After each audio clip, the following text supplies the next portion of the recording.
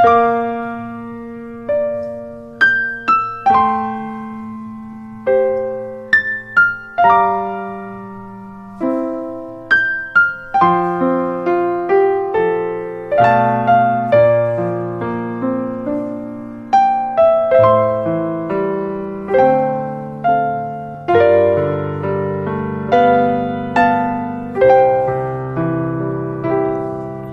นทร์เริ่มวับแวมอยู่บนปลายฟ้าคงลาอ่อนแรงทอดแสงเวงวาวครึ่งดวงคืนวันเศร้ามันซึ้งในสวงจันทร์เพียงกริ่มดวงกระจันเจ้ารอใครจันทร์เริ่มวับแวมมีเพียงครึ่งใบคงดังกับใจฉันที่มีเพียงครึ่งดวงคอยรักที่จะเต็มในสวงโอ้ใจครึ่งดวงเฝ้ารอมาเนิ่นนาน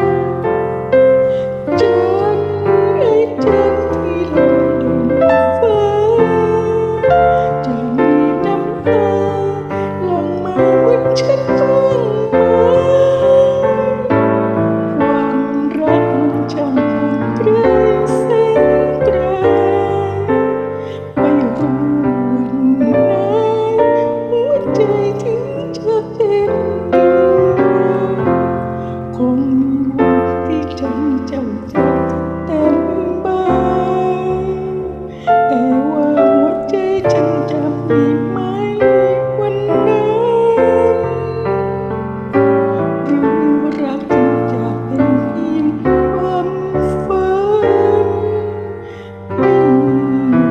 วันนั้นวันที่ใจเต็มดว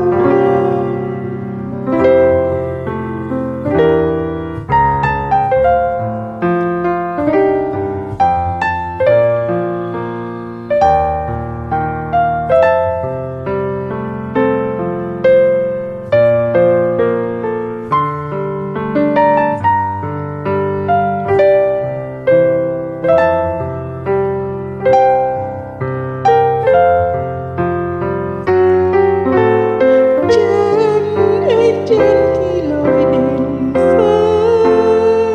จะมีน้ำตาหลั่งมาวันฉันต้องมาความรักมันช่างห่างไกลแสนไกลไม่รู้วันไหน